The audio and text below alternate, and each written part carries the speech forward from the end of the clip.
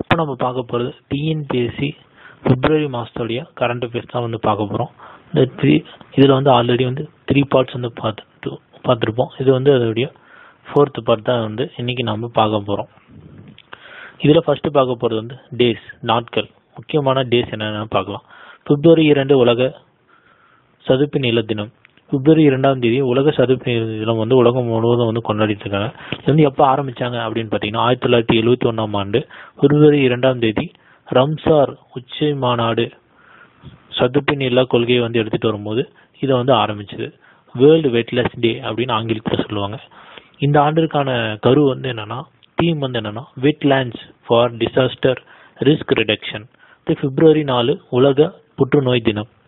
பிப்ரவரி 4ஆம் தேதி உலக முழுவதும் வந்து உலக புற்றுநோய் தினத்தை வந்து அனுசரிக்கிறாங்க. World cancer day.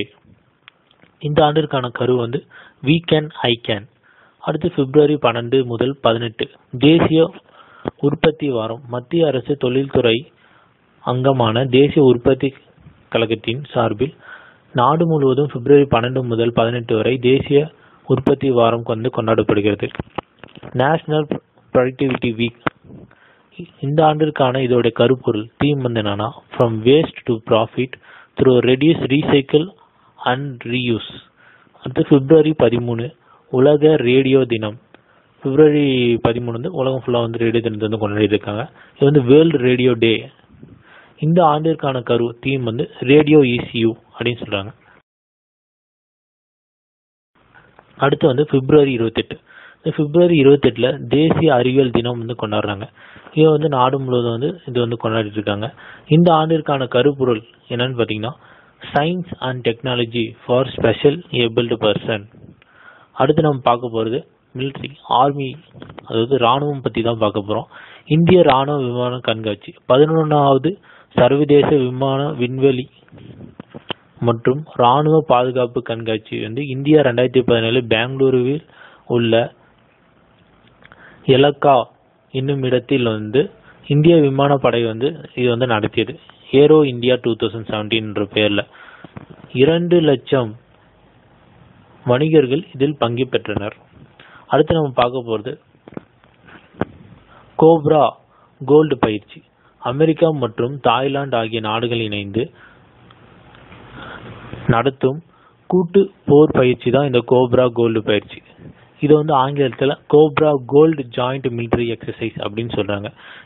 இது சிறப்பாக என்னன்னு பார்த்தீங்கன்னா 29 நாடுகளை சேர்ந்த பல நூறு வீரர்கள் வந்து இதில் வந்து கலந்து கொண்டாங்க. அடுத்து வந்து அம்மன் 2017. இந்த அம்மன் 2017 பாகிஸ்தானில் மேற்கொள்ளப்படும் சர்வதேச கடல்சார் போர் பயிற்சி அம்மன் 2017 கராச்சி நகருக்கு அருகே கடலில் வந்து இது நடைபெற்றது. அம்மன் 2017 நேவல் எக்ஸசைஸ் அப்படின்னு. இந்த சர்வதேச போர் பயிற்சி நிகழ்ச்சியில் 37 நாடுகள் சேர்ந்த வீரர்கள் வந்து கலந்து கொண்டாங்க. அடுத்து வந்து அஸ்வின். இந்த அஸ்வின் வந்து என்னன்னு பார்த்தீங்கன்னா, இது வந்து ஒரு ஏவுகணை. ஒடிசா மாநிலத்தில் அப்துல் கலாம் தீவில் அஸ்வின் என்ற பெயரில் புதிதாக உருவாக்கப்பட்ட மேம்படுத்தப்பட்ட ஏவுகணை வந்து சோதனை செஞ்சாங்க. இந்த சோதனை வந்து வெற்றிகரமாக நடைபெற்றது. எதிர்காலத்தில் ஏதாவது ஏவுகணைகள் விண்வெளியில் இடைமாறி தூக்கி வந்து விண்வெளியில் இதை யாராவது ஏவுனாலோ இது வந்து உடனே போய் அதை வந்து தாக்கி அழிச்சிரும். இது அமைச்சது யாருன்னா ஏஏடி, அட்வான்ஸ் ஏர் டிஃபென்ஸ். அந்த ஏவுகணை பேர் வந்து அஸ்வின். அமெரிக்கா, இஸ்ரேல் ஆகிய நாடுகளுக்கு அடுத்து வந்து இந்த தொழில்நுட்பத்தை வெற்றிகரமாக வந்து கையாளுவது இந்தியா வந்து 3வது இடத்தை வந்து பிடிச்சிருக்கு. அடுத்து 2வது துறைமுக பாதுகாப்பு மற்றும் கண்காணிப்பு மையம். இந்திய கப்பல் படையில் சார்பில் நீருக்கு அடியில் வந்து அமைக்கப்பட்டுள்ள ஒருங்கிணைந்த துறைமுக பாதுகாப்பு மற்றும் கண்காணிப்பு மையம் வந்து மும்பையில் வந்து அமைச்சிருக்காங்க. இதன் MOALM அப்படின்னு சொல்லக்கூடிய தீவிரவாத எதிர்ப்பு நடவடிக்கையில் இருந்து கப்பல் படையை வந்து கப்பல் தளவாடங்களை வந்து பாதுகாக்கிறதுக்காக இது வந்து ஆரம்பிச்சிருக்காங்க. IUHDSS integrated under water harbour defence and surveillance system. மகாராஷ்டிராவின் மும்பை நகரில் அமைக்கப்பட்டுள்ள இது இந்தியாவில் அமைக்கப்பட்டுள்ள 2வது ஒருங்கிணைந்த துறைமுக பாதுகாப்பு மற்றும் கண்காணிப்பு மையம் ஆகும். இதுக்கு முன்னாடி ஃபர்ஸ்ட் வந்து எங்க அமைச்சிருக்காங்க அப்படின்னு பார்த்தீங்கன்னா, first was initiated at Kochi, Kerala. முதல் ஒருங்கிணைந்த துறைமுக பாதுகாப்பு மற்றும் கண்காணிப்பு மையம் 2015ஆம் ஆண்டு ஆகஸ்ட் மாதம் கேரளாவில் நிறுவப்பட்டது. அடுத்து நம்ம பார்க்க போகிறது பேங்க், வங்கி தான் பார்க்க போறோம். ஓரியண்டல் வங்கியின் புதிய மொபைல் வால்ட். ஓரியண்டல் வங்கி வணிக வங்கி என்ன பண்ணியிருக்காங்கன்னு பார்த்தீங்கன்னா, ஓரியண்டல் பாட்டுவா என்ற புதிய மொபைல் வால்ட்டை வந்து அறிமுகம் செஞ்சுருக்காங்க. இது Oriental Bank of Commerce, OBC அந்த பேங்கோட பேர். என்ன அறிமுகம் செஞ்சுருக்காங்கன்னா, ஓரியண்டல் பாட்டா அப்படின்ட்டு புதிய ஒரு வால்ட் வந்து அறிமுகம் செஞ்சுருக்காங்க. மேலும் இந்த வங்கி ரூபே அட்டையை வந்து ஓரியண்டல் அட்டை, ரூபே அட்டை மற்றும் ஓரியண்டல் அட்டை என்ற புதிய 2 பண பரிமாற்ற அட்டைகளை வந்து அறிமுகம் செஞ்சுருக்காங்க. அடுத்து இந்தியா போஸ்ட் பேமெண்ட் வங்கி, இந்திய அஞ்சல் துறை இந்தியா போஸ்ட் பேமெண்ட் வங்கி என்ற பெயரில் வங்கித்துறை வந்து அமைச்சிருக்காங்க. India post payment bank, IPPB. Airtel நிறுவனம் அடுத்ததாக இந்தியாவின் பேமெண்ட் வங்கி சேவையை வந்து இந்திய அஞ்சல் துறை கூட இணைந்து வந்து துவங்க போறாங்க. சோதனை முயற்சியில் வந்து சத்தீஸ்கர் மாநிலத்தில் இருக்கக்கூடிய ராய்ப்பூர் மற்றும் ராஞ்சியில் வந்து முதல் சேவையை வந்து துவங்கியிருக்காங்க. அடுத்து நம்ம பார்க்க போகிறது பிளேசஸ், இடங்கள். சூரஜ்கண்ட் சர்வதேச கைவினை மேளா, 31வது சர்வதேச கைவினை மேளா வந்து ஹரியானா மாநிலம் பிரதாபாத் நகரில் வந்து நடந்தது. 31st சூரஜ்கண்ட் international craft Mela. 20 நாடுகளை சேர்ந்த பார்வையாளர்கள் வந்து இதில் கலந்துக்கிட்டாங்க. இந்த மேளாவில் ஒப்பந்த நாடாக எகிப்து வந்து அறிவிக்கப்பட்டது. பார்ட்னர் கண்ட்ரி வந்து எகிப்து வந்து அறிவிக்கப்பட்டது. இந்த மேளாவில் கருவாக ஜார்க்கண்ட் மாநிலம் தேர்வு செய்யப்பட்டது. தீம் ஸ்டேட்டா வந்து ஜார்க்கண்ட் வந்து தேர்வு செய்யப்பட்டது. அடுத்து ஒருங்கிணைந்த புற்றுநோயில்லா மையம். மத்திய அரசு புதுடெல்லியில் வந்து அமைச்சிருக்காங்க இந்த மையத்தை. Centre of Integrative Oncology. இந்த மையத்தின் மூலம் புற்றுநோய் தடுப்பு ஆராய்ச்சி மற்றும் பராமரிப்பு ஆகியவற்றை வந்து மேற்கொள்ளலாம் அப்படின்னு சொல்லியிருக்காங்க. அது மட்டும் இல்லாம சர்வதேச மற்றும் தேசிய அளவில் ஆய்வுகளை வந்து மேற்கொள்றதுக்கு இந்த மையம் வந்து உறுதுணையா இருக்கும் அப்படின்னு சொல்லியிருக்காங்க. அடுத்து நம்ம பார்க்க போறது செஷன்ஸ், கருத்தரங்குகள் மற்றும் மாநாடுகள். 4வது பீம்ஸ்டெக் மாநாடு. 2017ஆம் ஆண்டிற்கு 4வது பீம்ஸ்டெக் மாநாடு நோபல் நடைபெறும் என்று அறிவிக்கப்பட்டது. BIMSTEC summit 2017. இந்த பீம்ஸ்டெக் விரிவாக்கம் என்னன்னா, the Bay of Bengal Initiative for Multi-Secular Technical and Economical Cooperation. Already நான் சொல்லியிருப்பேன், அந்த பீம்ஸ்டெக்ன்றது பே ஆஃப் பெங்காலை சுற்றி இருக்கக்கூடிய நாடுகளாக ஒன்றிணைந்து உருவாக்கப்பட்ட ஒரு அமைப்பு தான் இது. 3வது பீம்ஸ்டெக் மாநாடு. இதுக்கு முன்னாடி இது வந்து 4வது பார்த்தோம். 3வது வந்து எங்க நடந்ததுன்னு பார்த்தீங்கன்னா, அக்டோபர் 2017 கோவால வந்து நடைபெற்றுச்சு. அடுத்து 2017 பிரிக்ஸ் மாநாடு. சீனாவில் சியாமின் மாநகரத்தில் வந்து நடைபெற உள்ள இந்த 2017 ஆண்டிற்கான பிரிக்ஸ் மாநாட்டில் வந்து அதோடைய கரு வந்து என்னன்னா, தீம் வந்து அறிவிக்கப்பட்டாங்க. அந்த தீம் வந்து என்ன அப்படின்னு பார்த்தீங்கன்னா, BRICS stronger partnership for a brighter future, அதோடைய தீம். அடுத்து வந்து தீவிரவாத எதிர்ப்பு கருத்தரங்கம். வரும் அக்டோபர் 2017ஆம் ஆண்டு இந்தியா மற்றும் ஆசிய நாடுகள்லாம் வந்து இணைந்து தீவிரவாத எதிர்ப்பு கருத்தரங்கம் வந்து நடத்த போறாங்க. Conference on counter radicalisation. அந்த ஏசியன் வந்து என்னன்னா, association of south east Asian nations, அதோட விரிவாக்கம். அனைத்து நாடுகளின் தங்களின் கருத்துக்களை வந்து பதிவு செய்து அதன் மீதான தீவிரவாத எதிர்ப்பு நடவடிக்கை வந்து விரைவில் வந்து எடுக்கணும் அப்படின்னு வந்து இதுல வந்து முடிவெடுத்திருக்காங்க. தேசிய உயிரியல் பல்வகமை கூட்டமைப்பு. கேரளா மாநிலத்தில் தலைநகராக இருக்கக்கூடிய திருவனந்தபுரத்தில் வந்து இது நடைபெற்றது. நேஷனல் பயோடைவர்சிட்டி காங்கிரஸ் 2017, அது பேர் வந்து என்பிசி அப்படின்னு சொல்லுவாங்க. கேரளா மாநிலம் உயிர் பல்வகத்தன்மை. இதோடைய தீம் என்னன்னா, main streaming biodiversity for sustainable development. அடுத்து தெற்காசிய சபாநாயகர்கள் மாநாடு, சவுத் ஏசியன் ஸ்பீக்கர் சம்மிட். தெற்காசிய நாடுகளில் சபாநாயகர்கள் வந்து பங்கேற்க மாநாடு வந்து மத்திய பிரதேச மாநிலத்தில் இருக்கக்கூடிய இந்தூர் நகரில் வந்து நடைபெற்றது. சவுத் ஏசியன் ஸ்பீக்கர் சமிட் இதனை வந்து ரோசையா வந்து மகாராஜன் வந்து துவங்கி வச்சாங்க. அடுத்து இந்தியா விதை காங்கிரஸ் 2017 இந்தியன் சீட் காங்கிரஸ். இந்திய விதை காங்கிரஸ் 2017 கூட்டம் வந்து மேற்கு வங்க தலைநகராகிய கொல்கத்தாவில் வந்து நடைபெற்றது. 2017 இந்தியன் சீட் காங்கிரஸ். இதோடைய தீம் வந்து என்னன்னா சீட் ஆஃப் ஜாய். அடுத்து தொழில்நுட்ப ரீதியாக அறிவியல் ரீதியாக புதிய கண்டுபிடிப்புகள் வந்து இதில் வந்து மேற்கொள்றாங்க. அடுத்து பார்க்க போகிறது புவியியல் மற்றும் செயற்கைக்கோள் ஒலிபரப்பு தொடர்பான சர்வதேச கருத்தரங்குகள். 23வது சர்வதேச கருத்தரங்கு மற்றும் கண்காட்சி புதுதில்லியில் வந்து 3 நாட்கள் வந்து நடைபெற்றது. International conference on exhibition on territorial and satellite broadcasting. இதோடைய தீம் என்னன்னா hybrid technology in broadcasting new opportunities. 25 வெளிநாடுகளிலிருந்து சேர்ந்த 300க்கும் மேற்பட்ட நிறுவனங்கள் வந்து இதில் வந்து கலந்துட்டாங்க. அடுத்து சர்வதேச அணு பாதுகாப்பு கூட்டம். அணு பாதுகாப்பு தொடர்பான சர்வதேச தீவிரவாதிகள் எதிர்ப்பு அணு ஆற்றல் பயன்பாடு கூட்டம் வந்து புதுடெல்லியில் வந்து நடைபெற்றது.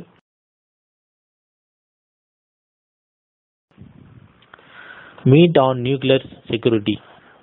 வெளியுறவுத்துறை அமைச்சகம் மற்றும் மத்திய அணு ஆற்றல் பாதுகாப்பு அமைச்சகம் சார்பில் வந்து இக்கூட்டமைப்பு வந்து நடைபெற்றது. 3வது தேசிய அணை பாதுகாப்பு கருத்தரங்கம் வந்து இப்போ பார்க்க போகிறோம். 3வது தேசிய அணை பாதுகாப்பு கருத்தரங்கம் உத்தரகாண்ட் நதிநீர் ஆணையம் மற்றும் ரூக்கி இந்தியா தொழில்நுட்ப கழகம் வந்து சேர்ந்து மத்திய நீர் ஆணையத்தை வந்து உருவாக்கியிருக்காங்க. 3வது தேசிய அணை பாதுகாப்பு கருத்தரங்கம் வந்து ரூக்கி நகரில் வந்து நடைபெற்றது. 3rd national dam safety conference. அடுத்து நம்ம பார்க்க போகிறது ஸ்போர்ட்ஸ் விளையாட்டு. முதல் இடம் ஜூனியர் பேட்மிண்டன் போட்டியில் தரவரிசையில் இந்தியாவின் லக்ஷயா சென் உலகின் முதலிடம் வந்து பிடிச்சிருக்காங்க. இவங்க 15 வயதிற்கு உட்பட்டோருக்கான சேர்ந்த வீராங்கனையான இவர் தற்போது இந்தியாவின் ஜூனியர் பிரிவில் வந்து முதலிடத்தில் வந்து இருக்காங்க. அடுத்து வந்து பார்க்க போகிறது 81வது தேசிய பேட்மிண்டன் சாம்பியன்ஷிப். 81வது தேசிய பேட்மிண்டன் சாம்பியன்ஷிப் போட்டிகள் வந்து பாட்னா நகரில் வந்து நடைபெற்றது. ஆண்கள் ஒற்றையர் பிரிவில் யார் வெற்றி பெற்றாங்க அப்படின்னு பார்த்தீங்கன்னா சௌரப் வெர்மா அவர் வந்து வெற்றி பெற்றார். 81st senior national badminton championship. பெண்கள் ஒற்றையர் பிரிவில் வந்து ரிட்டுபர்ணா தாஸ் அவங்க வந்து வெற்றி பெற்றாங்க. அடுத்து பார்க்க போகுது ஃபீஃபா உலகக்கோப்பை போட்டிகள் சின்னம். 17 வயதிற்கு உள்ள இருக்கக்கூடியவங்களுக்கு வந்து ஃபீஃபா உலகக்கோப்பை வந்து நடத்த போகிறாங்க. எப்போனா அக்டோபர் மாதம் புதுடெல்லியில் வந்து நடக்க போகுது. அதுவே நம்ம இந்தியாவில் தான். The official mascot of the tournament கிலேஜியோ அவங்க வந்து நடத்த போகிறாங்க. இப்போட்டியில் வந்து அதிகாரப்பூர்வமாக விளக்கு சின்னத்தை வந்து அறிவிச்சிருக்காங்க. அடுத்து நாம் பார்க்க போகிறது உலக பில்லியர்ட்ஸ் சாம்பியன்ஷிப். உலக பில்லியர்ட்ஸ் சாம்பியன்ஷிப் போட்டிகள் வந்து அடுத்த 4 ஆண்டுகள் வந்து இந்தியாவிலே நடத்தணும் அப்படின்னு வந்து சொல்லியிருக்காங்க. அந்த கூட்டமைப்பு பில்லியர்ட்ஸ் கூட்டமைப்பு வந்து சொல்லியிருக்கு. இந்த பில்லியர்ட்ஸ் சாம்பியன்ஷிப் நெக்ஸ்ட் 4 இயர்ஸ் இந்தியாவிலே நடக்க போகுது. இந்த ஆண்டிற்கான உலக பில்லியர்ட்ஸ் சாம்பியன்ஷிப் போட்டிகளை வந்து அந்த பட்டியலில் எங்கே நடக்க போகுது அப்படின்னு பார்த்தீங்கன்னா பெங்களூரில் வந்து நடைபெற போகுது அப்படின்னு சொல்லியிருக்காங்க.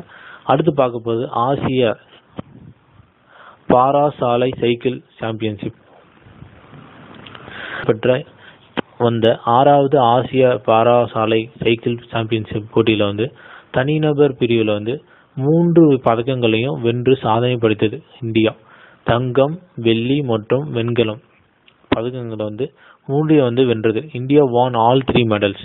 இந்த சைக்கிள் போட்டி வந்து 12.8 கிலோமீட்டருக்கு வந்து நடத்திருக்கும். இது வந்து ஒரு தனிநபர் சைக்கிள் போட்டி. சண்டிகரை சேர்ந்த அபிஷேக் வந்து இதில் வந்து தங்கம் வந்து பெற்றிருக்காரு. அடுத்து நம்ம பார்க்க போகிறது ஐசிசி பெண்கள் உலகக்கோப்பை தகுதி போட்டிகள் 2017.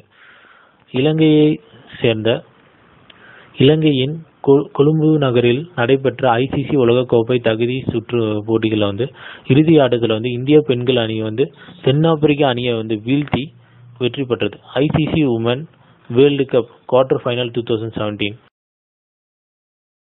ICC woman world cup quarter final 2017 50வது ஓவரில் இறுதியில் வந்து இறுதி பந்தில் வந்து இவங்க வந்து வெற்றியை வந்து பெற்றாங்க. அடுத்து வந்து நம்ம பார்க்க போகிறது கண் பார்வை அற்றவர்களுக்கான T20 கிரிக்கெட் உலகக்கோப்பை. கண் பார்வை அற்றவர்களுக்கு T20 கிரிக்கெட் போட்டிகள் இறுதி ஆட்டத்தில் வந்து இந்திய அணி பாகிஸ்தான் அணியை தோற்கடித்து கோப்பையை வந்து வென்றது. T20 world cup for blind title. அடுத்து நம்ம பார்க்க போகிறது லீரியஸ் உலக விளையாட்டு விருதுகள். 2017 ஆண்டிற்கான லீரியஸ் உலக விளையாட்டு விருதுகள் வந்து அறிவிக்கப்பட்டிருக்காங்க. இதன்படி 2017 ஆண்டிற்கான லீரியஸ் சிறந்த விளையாட்டு வீரர் என்ற விருதை வந்து ஜமைக்கா நாட்டை சேர்ந்த உசேன் போல்ட்டுக்கு வந்து கொடுக்க போறாங்க. Fourth man of the year 2017 யாருன்னா உசேன் போல்ட். 2017 ஆண்டிற்கான லிரியா சிறந்த விளையாட்டு வீராங்கனை என்ற விருது வந்து அமெரிக்காவை சேர்ந்த ஜிம்னாஸ்டிக் வீராங்கனை மைக்கேல் பைல்ஸ்க்கு வந்து கொடுத்தாங்க. அது வந்து sports woman of the year 2017 Simone Biles அவங்களுக்கு வந்து கொடுத்துருக்காங்க. அடுத்து வந்து இறப்பு. இந்திய உச்ச நீதிமன்றத்தின் முன்னாள் தலைமை நீதிபதியான அல்டமாஸ் கபீர் வந்து பிப்ரவரி 19 வந்து இறந்திருக்கார். இம்பார்ட்டன்ட் புக்ஸ் வந்து பார்க்கலாம். சல்மான் ருஷ்டி அவங்க வந்து என்ன புக் எழுதியிருக்காங்கன்னா த கோல்டன் ஹவுஸ் என்ற புக் எழுதியிருக்காங்க. கே விஜயகுமார் இவர் வந்து யாருன்னா வீரப்பனை வந்து கைது செய்த கே விஜயகுமார். இவர் வந்து வீரப்பன் கேஷிங் த பிரிகண்ட் அப்படின்ற புக்கை வந்து எழுதியிருக்காரு. அடுத்து நம்ம பார்க்க போறது பரிசு விருது அவார்ட்ஸ் வந்து பார்க்க போறோம். ஜெனிசிஸ் விருது 2017 2017 ஆண்டிற்கான ஜெனிசிஸ் விருது வந்து இந்திய வம்சாவளியை சேர்ந்த ஆங்கிலேயரான ஆசிஸ் கபூர் என்பவருக்கு வந்து வழங்கியிருக்காங்க 2017 ஜெனிசிஸ் பிரைஸ். இவ்விருது வந்து இஸ்ரேல் நாட்டில் வந்து வழங்கியிருக்காங்க. யூத இன மக்களுக்கு பங்களிப்பு அளிப்பதற்காக இவருக்கு வந்து இந்த விலங்கு வந்து கொடுத்துருக்காங்க. அடுத்து பார்க்க போகிறது பிசி ராய் விருது. 2017 ஆண்டிற்கான பிசி ராய் விருது இந்திய மார்பக அறுவை சிகிச்சையை வந்து தலைவராகிய டாக்டர் பி ரகுராம் அவர்களுக்கு வந்து வழங்கியிருக்காங்க. Doctor PC Roy national award அவருக்கு வந்து கொடுத்துருக்காங்க. சமூக மருத்துவ உதவிக்காக அவருக்கு வந்து இவ்விருதை வந்து கொடுத்துருக்காங்க. அடுத்து நம்ம பார்க்க போது 2016 சம்மன் விருது. 2016 ஆண்டிற்கான வி.ஆர். சம்மான் விருது. இது எது கொடுக்குறாங்கன்னா மொழி எழுத்தாளராகிய சுரிச்சர் சர்மாவுக்கு வந்து அவங்க விருது வந்து கொடுத்துருக்காங்க. இவ்விருது வந்து ஆண்டுதோறும் வந்து கே பில்லா அப்படின்ற குடும்பத்துல இருந்து அது வந்து கொடுத்துட்டு இருக்காங்க. மௌசா ஃபகி முகமது இது யாரு அப்படின்னு பாத்தீங்கன்னா ஆப்பிரிக்கா நாடுகளில் கூட்டமைப்பின் புதிய தலைவராக சாடி நாட்டின் வெளியுறவுத்துறை அமைச்சர் மாசிப் வந்து அவங்களை வந்து தேர்வு எடுத்திருக்காங்க.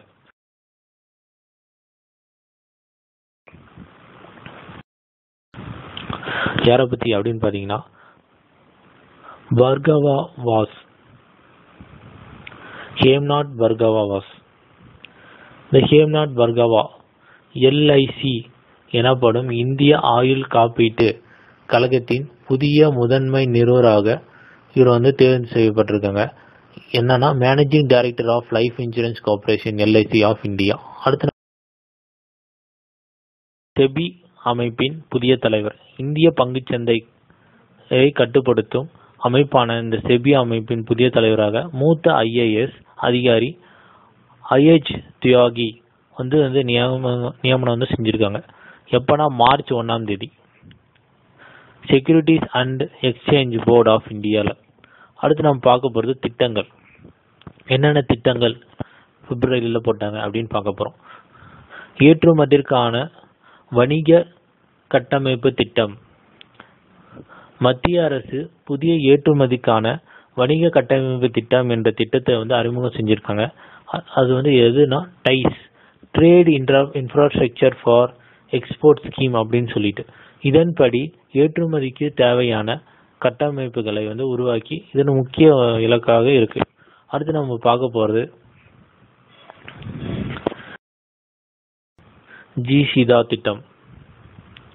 இதில் வந்து 2019 ஆண்டு மார்ச் மாதத்தில் நாடு முழுவதும் சுமார் 6 கோடி ஊரக குடியிருப்பில் இருக்கவங்கள டிஜிட்டல் கல்வி முறைக்கு வந்து மாற்றுறதுக்காக இந்த பிஎம்ஜி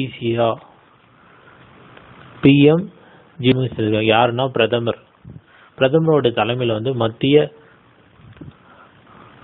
அமைச்சகம் வந்து இது வந்து ஒப்புதல் செஞ்சிருக்கு. அந்த பிம்ஜிடிஷாவோட விரிவாக்கம் என்னன்னு பார்த்தீங்கன்னா பிரதன் மந்திரி கிராமின் டிஜிட்டல் சாக்ஸ்த்ரா அபியன் அப்படின்ட்டு. இதோடைய ஒரு நோக்கம் வந்து என்னன்னா 6 கோடி ரூரல் ஹவுசஸை வந்து டிஜிட்டலாக மாற்றணும். 6 crore rural households digital literally by March 2019. உலகிலேயே மிகப்பெரிய டிஜிட்டல் கல்வி திட்டம் தான் இது. அது மட்டும் இல்லாமல் ஊரக பகுதியில் வந்து டிஜிட்டல் கல்வியை வந்து ஊக்குவிக்க விதமாக இதோட முக்கிய இலக்கம் வந்து இருக்கு. அடுத்து நம்ம பார்க்க போகிறது மிஷன் 11 மில்லியன். நாடு முழுவதும் பள்ளி குழந்தைகள் மற்றும் மாணவர்கள் இடையே கால்பந்து விளையாட்டு பிரபலப்படுத்துறதுக்காக மத்திய விளையாட்டுத்துறை அமைச்சகம் வந்து மிஷன் 11 என்ற புதிய சிறப்பு நிகழ்ச்சியை வந்து துவங்கியிருக்காங்க. இந்த மிஷன் 11 மில்லியன் இதன் உடைய நோக்கம் என்னன்னா மாணவர்களிடையே வந்து ஒற்றுமையை வந்து உண்டாகிறதுக்காக இதை வந்து உருவாக்கியிருக்காங்க. அடுத்து நம்ம பார்க்க போகிறது ராஷ்டிரிய கிஷோர் ஸ்வஸ்தியா காரியக்ரம் RKSK ப்ரோக்ராம். அதுதான் அப்படி சொல்லியிருக்காங்க. இந்த திட்டத்தில் வந்து ஒரு பகுதியாக வளரும் இளம் பருவத்தினருக்கு அவங்களுக்கு வந்து சத்தியவள பெட்டகம் அப்படின்ற பெட்டகம் வந்து கொடுக்க போகிறாங்க. மற்றும் அது மட்டும் இல்லாமல் சத்யசாலா மொபைல் ஆப் அப்படின்ற ஆப்பும் வந்து தர போகிறாங்க. ஆகியவற்றை மத்திய குடும்ப நல அமைச்சகம் வந்து செஞ்சுருக்காங்க. Saathiya resource kit and Saathiya ஷால் mobile app RKSK programme Rashtriya Kishor Swasthya Karyakram. இது வந்து ஹிந்தி, உங்களுக்கு கேட்கறதுக்கு அப்படி தான் இருக்கும். அடுத்து அதில் வந்து இந்த பெட்டகம் எதுக்குன்னா இந்த பெட்டகம் மற்றும் மொபைல் ஆப் மூலம் வந்து இளம் கல்வியாளர்களுக்கு பெரிதும் உதவியாக இருக்கும். இளம் பருவத்தில் வந்து உடல்நல மனநலம் போன்ற ஆலோசனையை வந்து பயிற்சி வழங்குறதுக்கு இந்த ஆப் தான் உதவியாக இருக்கும் அப்படின்னு சொல்லியிருக்காங்க. அடுத்து நம்ம பார்க்க போகிறது தோட்ட பயிற்சி கட்டமைப்பு திட்டம். வணிகம் மற்றும் தொழில்நுட்ப அமைச்சகம் புதிய தோட்ட பயிற்சியாளருக்கான வருவாய் கட்டமைப்பு திட்டத்தை வந்து அறிமுகம் செஞ்சுருக்காங்க. Revenue insurance scheme for planting crops RISPC அப்படின்ட்டு வந்து உருவாக்கியிருக்காங்க. இல்லாமல் பூச்சி பாதித்த உற்பத்தி சரிவு, வருவாய் இழப்பு போன்றவற்றை இருந்து காக்கிறதுக்காக இந்த வருவாய் காப்பீட்டு திட்டத்தை வந்து அறிமுகம் செஞ்சுருக்காங்க. அடுத்து நம்ம பார்க்க போகிறது ரயில் நிலையம் மற்றும் மேம்பாட்டு திட்டம். மத்திய ரயில்வே அமைச்சர் ரயில் நிலையம் மற்றும் மேம்பாட்டு திட்டத்தை வந்து முதல் கட்டமாக வந்து செயல்பட்டு துவங்கியிருக்காங்க. Station redevelopment programme. இந்த ப்ரோக்ராம் என்னன்னு பார்த்தீங்கன்னா இதுவே உலகின் மிகப்பெரிய போக்குவரத்து தொடர்பான மேம்பாட்டு வளர்ச்சி செயல்பாட்டு திட்டம் வந்து ஆகும். அடுத்து நம்ம பார்க்க போகிறது ராஜஸ்தான் அரசின் ரகத்துவ திட்டம் மற்றும் ஊரக உட்பகுதியில் உள்ள மக்களுக்கு இதய திட்டத்தை வந்து ராஜஸ்தான் மாநில அரசு ரகத் என்னும் மருத்துவ திட்டத்தை வந்து அறிமுகம் செஞ்சிருக்காங்க. ரகத் அப்படின்னா என்னன்னா Rajasthan heart attack treatment programme, அதோடைய விரிவாக்கம். இங்க வந்து இதய நோய்களுக்கு தனி ரக ஆம்புலன்ஸ் மட்டுமல்லாமல் இது வந்து தொடங்கியிருக்காங்க. அது மட்டும் இல்லாமல் இதய நோய்க்கு தனி மருத்துவ திட்டத்தை வந்து தொடங்கியிருக்காங்க. இரண்டாவது இதே மாதிரி இந்தியாவில் வந்து இன்னொரு மாநிலமும் பண்ணியிருக்கு. இந்த ராஜஸ்தான் வந்து செகண்டு. ஃபர்ஸ்ட் வந்து எது பண்ணியிருக்கு அப்படின்னு பார்த்தீங்கன்னா நம்மளுடைய தமிழ்நாடு தான். அடுத்து வந்து சைபர் ஸ்வஸ்தா கேந்திரா. இந்த சைபர் ஸ்வஸ்தா கேந்திரா அப்படின்னு என்னன்னு பார்க்க போகிறோம். மத்திய தகவல் தொழில்நுட்பத்துறை அமைச்சகம் வந்து சைபர் ஸ்வஸ்தா கேந்திரா என்ற தொழில்நுட்பத்தை வந்து சார்ந்து திட்டத்தை வந்து புதுடெல்லியில் வந்து அறிமுகம் செஞ்சுருக்காங்க. என்ன அறிமுகம் செஞ்சுருக்காங்க அப்படின்னு பார்த்தீங்கன்னா மால்வேர்கள், பட்நெட்கள் போன்றவற்றை வந்து ஆராய்ந்து அது வந்து இது பண்ணுறதுக்கு மத்திய அரசு டிஜிட்டல் இந்தியா திட்டத்தின் ஒரு பகுதியாக இந்த சைபர் தாக்குதல் மற்றும் பட்நெட் பாதிப்புல இருந்து பாதுகாக்கிறதுக்காக இது வந்து தொடங்கியிருக்காங்க. இதில் வந்து 3 வந்து அறிமுகம் செஞ்சுருக்காங்க. 3 மென்பொருட்கள். அது என்னன்னா USB பிரதிரோஜ், ஆப் சம்விட், எம் கவச். இந்த USB பிரதிரோஜ் எதுக்குன்னு பார்த்தீங்கன்னா வைரஸ்லேருந்து பாதுகாக்கிறதுக்காக. அடுத்து இந்த ஆப் சம்மிட் எதுக்கு அப்படின்னு பார்த்தீங்கன்னா மென்பொருள் இருப்பை வந்து உறுதி செய்யறதுக்காக. இந்த எம் கவச் எதுக்குன்னா மொபைல் ஃபோனில் இருக்கக்கூடிய வைரஸ் வந்து நீக்கிறதுக்காக. அடுத்து நம்ம பார்க்க போகிறது சோர்ந்த படிப்பும் திட்டம். இந்த சேர்ந்து படிக்கும் திட்டத்தை வந்து யார் தொடங்கியிருக்கான்னு பார்த்தீங்கன்னா மத்திய அரசு, மாநில அரசு மில் பஞ்சே சேர்ந்து படிக்கும் என்றும் திட்டத்தை வந்து மாநிலம் வந்து அனைத்து பள்ளிகளை வந்து தொடங்கியிருக்காங்க. நடுநிலை பள்ளி. அம்மாநிலத்தின் முதல்வர், அமைச்சர், முக்கிய அதிகாரிகள் போன்றவர் வந்து மாணவர்கள் வந்து சிறந்த வகுப்பு எடுத்து அதை வந்து துவங்கி வச்சிருக்காங்க. ஸ்ரீஹரிகூறு பெண் கல்வி தொடர்பான தெலுங்கானா கல்வி அமைச்சகம் வந்து இந்த கடியம் ஸ்ரீஹரிகூறு வந்து தொடங்கியிருக்காங்க. இது எதுக்கு தொடங்கியிருக்காங்க அப்படின்னு பார்த்தீங்கன்னா கல்வி வாரிய அறிவை மேம்பாடு அமைச்சகம் வந்து அமைத்து தரத்துக்காக தொடங்கியிருக்காங்க. Subcommittee of central advisory board of education, CABE அப்படின்ட்டு இதோடைய விரிவாக்கம். இக்குழு வந்து தனது அறிக்கையை வந்து ஒரு ஆண்டுக்குள்ள செலுத்தணும் அப்படின்னு வந்து சொல்லியிருக்காங்க. அடுத்து நாம் பார்க்க போறது ஹஜ் பயண கொள்கைகளை வந்து மாற்றி அமைக்க 6 பேர் கொண்ட குழு. மத்திய அரசு ஹஜ் புனித பயண கொள்கையை வந்து மாற்றி அமைக்க 6 பேர் கொண்ட குழு வந்து அமைச்சிருக்காங்க. மேலும் உச்சநீதிமன்ற ஆணையத்தின்படி படிப்படியாக ஹஜ் புனித பயண யாத்திரைகளுக்கு வந்து அவங்களோட மானியத்தை வந்து படிப்படியாக குறைச்சிடணும், 2022 முழுமையாக குறைச்சிடணும் அப்படின்னு சொல்லியிருக்காங்க. அடுத்து நம்ம பார்க்க போறது ஒப்பந்தங்கள். ஃபர்ஸ்ட் வந்து இந்திய பிரான்ஸ் ஒப்பந்தம். இந்தியா மற்றும் பிரான்ஸ் நாடுகள் இடையே அறிவியல் தொழில்நுட்ப மற்றும் புதுமை கண்டுபிடிப்புகள் பிரிவில் வந்து புதிய ஒப்பந்தம் வந்து செஞ்சிருக்காங்க. மெமோரண்டம் ஆஃப் அண்டர்ஸ்டாண்டிங் அப்படின்ட்டு அதோட எதோட விரிவாக்கம்னா MOU. அடுத்து இந்திய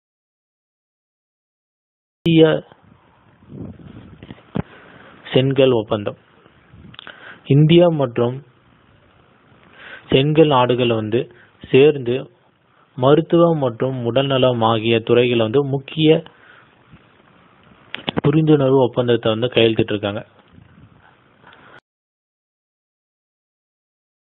இந்திய ஜப்பான் ஒப்பந்தம். இந்த இந்திய ஜப்பான் துறை வந்து இந்திய ரயில்வே துறை ஜப்பான் நாட்டுடன் பாதுகாப்பு ரயில் பயணம், ரயில் பாதைகளில் மேம்பாடு போன்றவற்றை வந்து செயல்படுறதுக்காக ஒப்பந்தம் வந்து செஞ்சிருக்காங்க. ரயில் விபத்துகளை வந்து தடுக்கிறதுக்காக இது வந்து இதோட முக்கிய நோக்கமா இருக்கும். அடுத்து நம்ம பார்க்க போறது குறியீடு. கடைசியா பார்க்க போறது குறியீடு.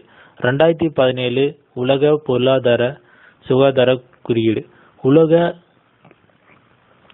பொருளாதார குறியீடு என்ன சொல்லுது அப்படின்னு பார்த்தீங்கன்னா 2017 வந்து ஆண்டு வெளியிட்டுள்ள 2017 உலக பொருளாதார குறியீட்டு முடிவில் வந்து இந்தியா வந்து 143வது இடத்துல இருக்கு. India was ranked 143rd out of 186 economics. Index of economic freedom 2017 வந்து வெளியிட்டிருக்காங்க. மொத்த உலகில் வந்து மொத்தம் 186 நாடுகள் வந்து இந்த ஆய்வு வந்து மேற்கொண்டிருக்காங்க. 2016 வந்து 123வது இடத்துல இருந்து இந்தியா இப்போ வந்து 143வது இடத்துல வந்து போயிருக்கு. இதில் இருக்கக்கூடிய முதல் 3 நாடுகள் எதுன்னு பார்த்தீங்கன்னா ஹாங்காங், சிங்கப்பூர் மற்றும் நியூசிலாந்து. கடைசியாக நம்ம பார்க்க போகிறது 2017 அறிவுசார் உடைமை குறியீடு. 2017ஆம் ஆண்டிற்கான அறிவுசார் உடைமை குறியீடு வெளியிட்டுள்ளது. இக்குறியீட்டில் மொத்தம் 45 நாடுகள் பட்டியல் வந்து இடம் பிடிச்சிருக்கு. இதில் இந்தியா மிகவும் பின்தங்கிய நிலையில் இருக்கு. 43வது இடத்தில் வந்து பிடிச்சிருக்கு. இது India ranked low 43rd. 2017 international